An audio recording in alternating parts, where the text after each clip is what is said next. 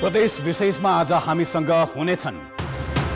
आज असार 15 मुलुकभर रोपाईको चटारो, तराईमा 25%, पहाडमा 35% धान रोपाई सकियो। कैलालीमा कोरोना भाइरसका संक्रमित बिना परीक्षण गाउँ गाउँ डुल्न थाले, प्रशासन मूकदर्शक।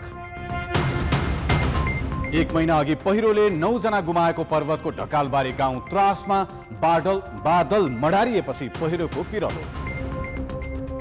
र रोजगारी गर्नका लागि विदेशिएकाहरू धमाधम घर फर्कदै स्वदेशमै इलम गर्ने सोच। नमस्कार, म रूपेश श्रेष्ठ। यी थिए प्रदेश विशेषका लागि आजका सामग्री।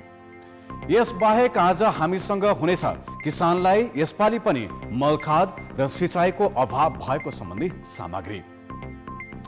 हेर्दै गर्नुहोस् प्रदेश विशेष, समाचार, समीक्षा र सन्देश।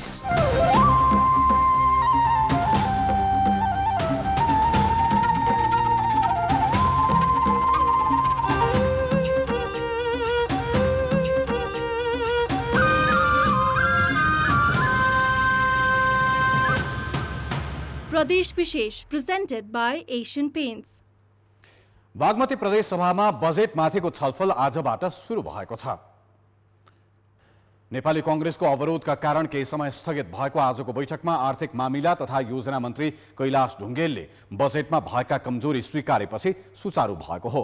विनियोजन विधेयक प्रस्तुत भएको 4 दिनसम्म पनि बजेट पुस्तिका उपलब्ध नगराएको, कोभिड-19 भाइरस संक्रमण रोकथाममा भएको खर्च विवरण सार्वजनिक नगरेको भन्दै कांग्रेसले बैठक केही बेर अवरुद्ध गरेको थियो। प्रदेश नीति तथा योजना आयोगले छाप्नुपर्ने बजेट किताब अर्थ मन्त्रालय आफैले छापेको, एउटा जिल्लाको योजना अर्कै जिल्लाका लागि उल्लेख गरिएको कांग्रेसको आरोप छ।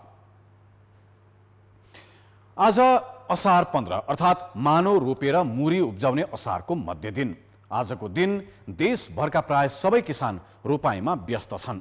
समयमै मनसुन भित्रिएर पानी परेपछि यस वर्ष धान रोपाई पनि छिटो भएको छ। रोपाईमा व्यस्त पाल्पा र लमजुङका किसान रोपाईको परम्परागत संस्कृति जोगाउने प्रयासमा पनि छन्। कृषि मन्त्रालयका अनुसार तराई क्षेत्रमा करिब 25% धान रोपाई भएको छ भने पहाडी क्षेत्रमा 35% भन्दा बढी रोपाई भएको छ।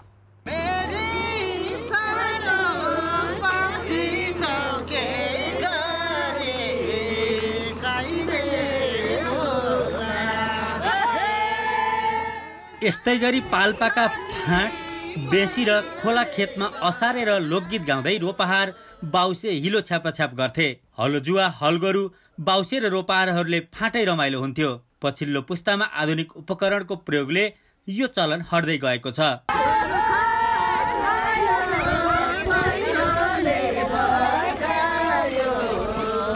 आधुनिकीकरणका साथै युवा पुस्ता विदेश पलायन भएपछि खेतमा धान रोपाईका लागि हलोजुवा हलगोरु र बाउसे कमै मात्र देखिन्छन्। रोपाहारहरू बीच पनि रमाइलो गर्ने परम्परा हट्दै गएको छ। गाउँघरमा नि त बाजा बजाउने सिस्टम थियो, त्यो पनि अहिले छोडी अहिलेको नयाँ पुस्ताहरूले अहिले वालीहरू गीत गाउँछन्। त्यही अब अहिलेको नयाँ नयाँ भाकाहरू गीत गाउँछन्।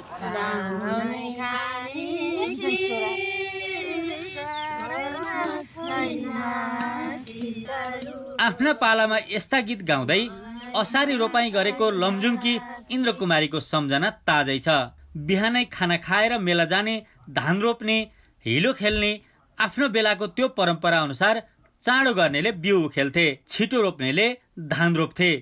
ती रमाइला दिन अहिले मानसपटलमा ताजै छ। पहिला पहिला असारमा दिनभरि जस्तो रोप्न हिँड्ने बुढापाकाहरू हुन्थे र असारी गीतको एकदम राम्रोसँग लयबद्ध तरिकाले गीत गाउँथे होइन। अहिले हिन्दी गीत के अरे इङ्ग्लिस गीत यताउताले गर्दा असारी गीत लोप हुँदै गएको छ। मुसलधारे पानी पर्दा पनि हामीलाई दिन काटेको थाहै हुन्थेन। असारे गीत गाएर रोपाई गर्दा दिन बितेको थाहै नपाई धेरै काम हुन्थ्यो। कान्तिपुर समाचारका लागि लमजुङबाट सहकर्मी आस गुरुङका साथमा माधव अर्याल, पाल्पा। रोपाई फगत हिलोमा धान रोप्ने सामान्य कृषि कर्म मात्र होइन, कृषकका लागि यो मानव रोपेर मुरी उब्जाउने पर्व पनि हो। रोपाईको परम्परागत तौर तरिका जोगाउनु एकातिर छ भने अर्कोतिर आधुनिक कृषि प्रणाली पनि अपनाउनु छ। तर निर्वाहमुखी कृषिबाट माथि उठ्ने हो भने आधुनिक प्रविधि अपनाउनुको विकल्प पनि छैन। अर्को प्रसङ्गतर्फ लागौं। कैलालीमा ज्वरो मापनका भरमा घर पठाइएका कोरोना भाइरसका संक्रमित गाउँ डुल्न थालेका छन्। जिल्लामा झण्डै 600 को हाराहारीमा रहेका कोरोना भाइरसका संक्रमित मध्ये 100लाई मात्रै विभिन्न अस्पतालको आइसोलेसनमा राखिएको छ। झण्डै 450 संक्रमित कतिपय विद्यालयमा बनाइएको आइसोलेसनमा राखिएका छन् भने 100 भन्दा बढी घरमै छन्। जनप्रतिनिधिले ज्वरो मात्रै जाँचेर घर पठाएपछि दोस्रो पटक परीक्षणमा कसैले चासो नदिएको उनीहरूका आफन्तको गुनासो छ। कैलालीमा कोरोना भाइरसका संक्रमितलाई परीक्षण बिना नै घर पठाइएपछि परिवारका सदस्यहरू चिन्तामा परेका छन्। रिपोर्ट ढिलो गरी आउँदा कतिपयलाई घर गएपछि संक्रमण पुष्टि भएको छ भने कतिपयलाई संक्रमण पुष्टि भएपछि जनप्रतिनिधिले घर पठाएका छन्, जसले गर्दा घरमा र समुदायमा समेत जोखिम बढेको भन्दै स्थानीय बासिन्दा चिन्तित बनेका हुन्। डर त लाग्छ। अब तिनले भने कोरोना केही यिनलाई ज्वरो छैन डा छैन घर पस भनिदियो। अब भन्ने म त त्यस अहिले बेली बासा आएका हुन्छ र म त त्यहीँ परिडा थिएँ। हजुर त्यहीँ परिडा बसेका थिएँ। अब केही छैन भनेर बस्यो। अब हामी त ढुक्कै मन छैन जपन यिनको राउडोरी चेक नदामा ढुक्क मन केही छैन। स्वास्थ्य परीक्षण नै नगरी ज्वरो मापनका भरमा घर पठाइएका संक्रमितहरू गाउँमा समेत निर्बाध डुल्न थालेपछि स्थानीय बासिन्दाले संक्रमितलाई परीक्षणपछि मात्रै घर पठाउन माग गरेका छन्। यस्तो कार्यले सिङ्गो समुदाय नै त्रासमा रहेको स्थानीयको भनाइ छ। अहिले एकदम त्रासको वातावरण छ। हेर्नुहोस्, यो पिसिआर एकचोटि भइसकेका मान्छेलाई घरको मान्छेलाई पनि अब यिनीहरूलाई छैन भन्ने खालको वातावरण छैन, भया छैन। अब यिनीहरूको घरमा पनि सरिसक्यो, समुदायमा सरिसक्यो कि एकदम चाहिँ अप्ठ्यारो परिस्थिति, एकदम चाहिँ हामीहरू एकदम त्रसित अवस्थामा छौँ। अहिले प्रत्येक यो कस्तो छ भन्नुहुन्छ भने लागिसक्यो कि के भयो कस्तो भयो, एकदम चाहिँ अन्यलको अवस्था, एकदम चाहिँ यो भयावह स्थिति छ। अहिले सुरक्षित महसुस गरिरहेका छैनौँ। किन गरिरहेका छैनौँ भने हाम्रो कोभिड त हाम्रो घरमै छ भन्ने कुरा हामीले बुझिरहेका छौँ र जनता त्रसित छ। यस विषयमा सम्बन्धित चाहिँ निकायको ध्यान आकर्षण होस् यो भन्न चाहन्छु। कैलालीमा मात्र होइन, गत जेठ 29 गतेपछि सुदूरपश्चिम प्रदेशभरि नै 50,000 भन्दा बढी मानिसलाई घर पठाइएको छ। तीमध्ये 8,800 जनाको पिसिआर परीक्षण भएको छ, जसमध्येका 280 जनामा घर गएपछि कोरोना भाइरसको संक्रमण पुष्टि भएको छ भने 4,178 जनाको नतिजा आउन बाँकी छ। घर परिवार र समुदायलाई नै जोखिममा राखेर कोरोना भाइरसका संक्रमित स्वास्थ्य परीक्षण बिनै घर पठाउने काम बन्द गर्नुपर्ने सुदूरपश्चिम प्रदेशमा आवाज उठेको छ। कान्तिपुर समाचारका लागि महेन्द्र बम, धनगढी, कैलाली। समुदायमा संक्रमण फैलियो भने त्यो नियन्त्रणमा रहने छैन भन्ने जान्दा जान्दै पनि त्यसप्रति सरकारको गम्भीरता किन नभएको होला? तपाईको विचार हामीलाई लेख्नुहोस्। हामीलाई हाम्रो ट्विटर ह्यान्डल @OurKTV मा मेन्सन गरी तपाईको विचार पठाउन सक्नुहुनेछ। प्रदेश विशेष प्रेजेन्टेड बाइ एशियन पेन्ट्स। ब्रेकपछि प्रदेश विशेषमा पुनः स्वागत छ। पर्वतको दुर्लङ स्थित ढकालबारीमा जेठ 31 गते पहिरोमा पुरिएर 9 जनाको ज्यान गएको थियो। त्यही ठाउँका थप 16 घर अहिले पहिरोको उच्च जोखिममा छन्। बस्ती सार्न कसैले पहल नगर्दा स्थानीय बासिन्दा त्रासमा बस्नु परिरहेको छ। अविरल वर्षापछि बस्ती माथिबाट आएको पहिरोले दुर्लुङ ढकालबारीका 2 घर बगाउँदा हजुरबा हजुरआमादेखि काखे बालक समेत 9 जनाले ज्यान गुमाएका थिए। आडैको एउटा घर पूर्ण रूपमा क्षतिग्रस्त भयो भने नजिकैको गाईगोठ सहित 2 भैँसी, गोरु र कुखुरा फर्म पनि पहिरोले बगायो। अहिले पनि घरबार विहीन 3 परिवार छिमेकीको गोठमा रात काट्न बाध्य छन्। उनीहरूले आश्रय लिएको यो ठाउँ समेत सुरक्षित छैन। त्यति मात्र होइन, यहाँका 13 घर परिवार समेत पहिरोको जोखिममा छन्। आकाशमा कालो बादल मडारियो कि झरी पर्ला र पहिरोले लैजाला भन्ने चिन्ताले उनीहरूलाई पिरोल छ। छिटो गरिदिनु पर्यो, छिटोभन्दा छिटोमा बस्ने ठाउँ गर्न पर्यो। हामी त दिउँसो त यसरी बस्यो, राति त आफ्नो आफ्नो बासमा जानु पर्यो नि। दिनभरि काम गरेर बेलुका पछ्यौरा थापेर खाने हजुर। हामी त बिस्तार काम गरेर खानेमा यस्तो नराम्रो घट्न पर्यो के गर्ने। हाम्रो सुरक्षाको लागि तपाईँले छिटो भने छिटो मागेर गरिदिनुहोस् कि अन्त दुर्लुङमा पहिलो बर्खा सुरु हुन साथ आएको थियो। पीडितहरू अहिले सहयोगी सङ्घ संस्थाले उपलब्ध गराएको राहतले छाक टारेका छन्। तर जेठ 31 को पहिरोपछि घटनास्थल पुगेर राहत र बस्ती स्थानान्तरणको आश्वासन दिएका जनप्रतिनिधि त्यसपछि फर्केर आएका छैनन्। सङ्घीय संसदमा समेत समस्याको शीघ्र समाधान हुनुपर्ने आवाज त्यत्तिकै सेलाएको छ। राज्यलाई हामीले चाहिँ झगडाउने हो, राज्यलाई चाहिँ हामीले चाहिँ बढी प्रेसर गर्ने हो।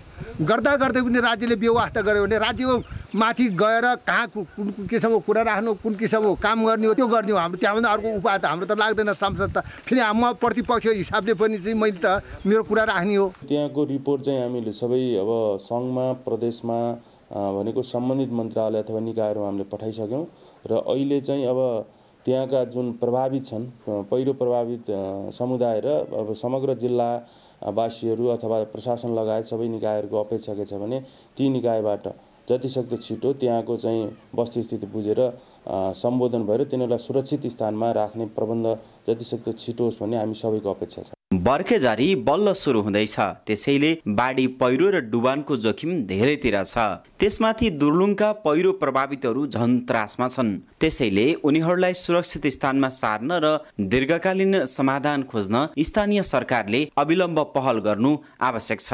कान्तिपुर समाचारका लागि रामकृष्ण लामिछाने, दुर्लुङ पर्वत। विपद जुनसुकै रूपमा आओस्, चाहे त्यो बाढीको रूपमा आओस् वा पहिरोको रूपमा, रोगको प्रकोपका रूपमा आओस् वा अन्य कुनै रूपमा, हामी विपदका लागि कुनै तयारी नै गर्दैनौँ। न नागरिकले विपदबाट हुने जोखिम हेर्न सकेका छौँ, न त राज्यले नै हेरेको छ। पीडा आखिर जनताकै थाप्लोमा। रोजगारीका लागि भारत तथा तेस्रो मुलुक गएकाहरू अहिले धमाधम घर फर्किरहेका छन्। तीमध्ये युवा पुस्ताले त स्वदेशमै केही गर्ने सपना साँचेका पनि छन्, तर वर्षौंदेखि विदेशमा काम गर्दा उमेर ढल्केकाहरूमा भने गाउँघरमा अब के काम गर्ने भन्ने चिन्ता छ।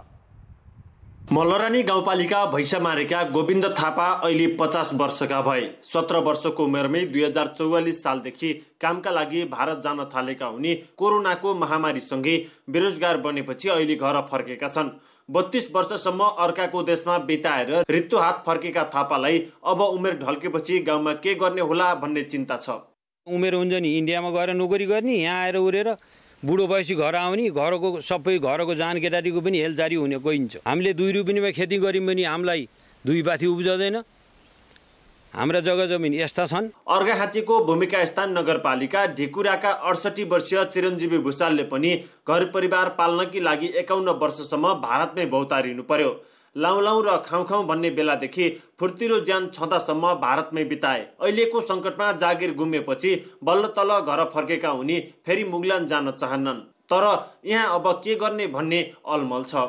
इन्डियामा भनेपछि अब हाम्रो वहाँ जाने व्यवस्था पनि छैन, केही छैन। जो छ हाम्रो यहीँ छ। अब हामी यहीँ बस्ने, यहीँ खाने, आफ्नो उब्जाएर खाने। वर्षौंसम्म विदेशी भूमिमा श्रम र पसिना बेचेका लाखौं नेपाली कोरोनाको महामारीपछि सारा दुःख कष्ट सहेर स्वदेश फर्केका छन्। तीमध्ये युवा उमेर र सिप भएकाहरूलाई त देशमै केही गर्न सकिन्छ भन्ने आँट छ, तर जसले आफ्नो अधिकांश उमेर विदेशमा बिताए उनीहरूलाई भने गाउँमा काम गरेर परिवार पाल्न धौधौ हुँदैछ। त्यसमाथि खाली हात फर्कनु पर्दा आफ्नै व्यवसाय गर्न पनि आर्थिक अभाव छ। त्यसैले उनीहरूको अवस्था र आवश्यकता अनुसार गाउँघरमै स्वरोजगारीका अवसर सिर्जना गर्न स्थानीय तहहरूले तदारुकता देखाउनु आवश्यक छ। कान्तिपुर समाचारका लागि अर्घाखाँची सहकर्मी रुद्रमणि भुषाल र शमशेर विक्रम जीसी, प्युठान। वैदेशिक रोजगारीबाट स्वदेश फर्किएका जुनसुकै उमेरका नेपालीले केही न केही सिप र ज्ञान सँगै लिएर आएका हुन्छन्। त्यसलाई कसरी सदुपयोग गर्ने भन्ने चाहिँ स्थानीय सरकारकै हातमा भर पर्नेछ। प्रदेश विशेष प्रेजेन्टेड बाइ एशियन पेन्ट्स। प्रदेश विशेषमा पुनः स्वागत छ। कोरोना भाइरसको महामारीकै बीच प्रदेश 1 का किसानलाई धान रोप्न भ्याइ नभ्याइ छ। छिट्टै सुरु भएको मनसुनका कारण केही राहत पुगे पनि मलखाद र सिँचाइ सुविधा अभावले किसानलाई यसपालि पनि पहिलेभन्दा समस्या बढेको छ।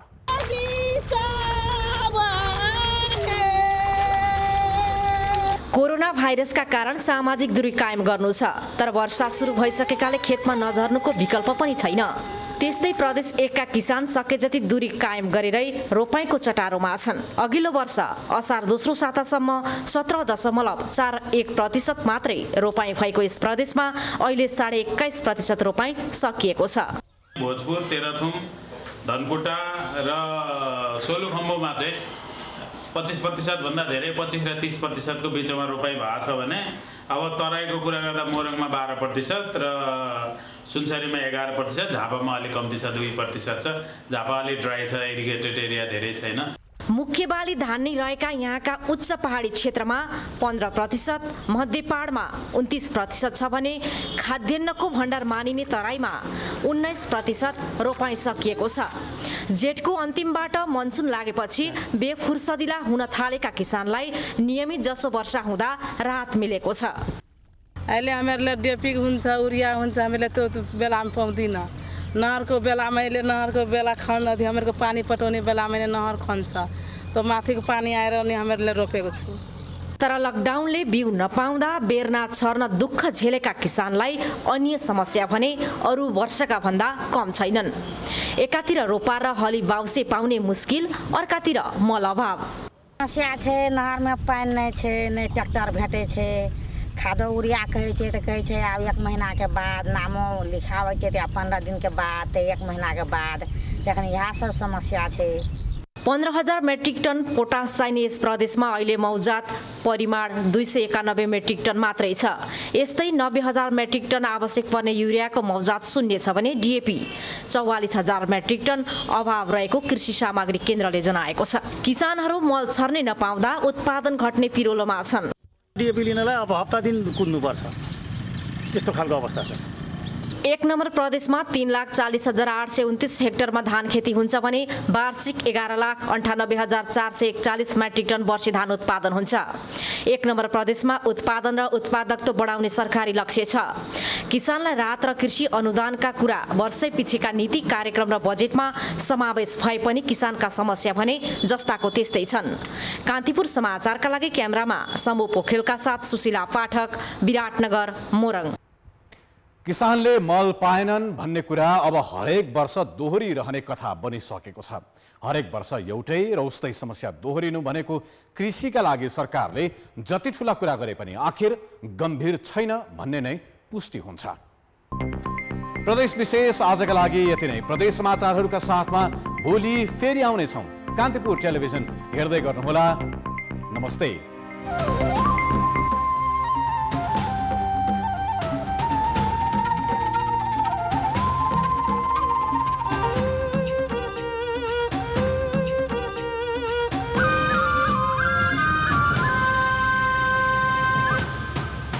प्रदेश विशेष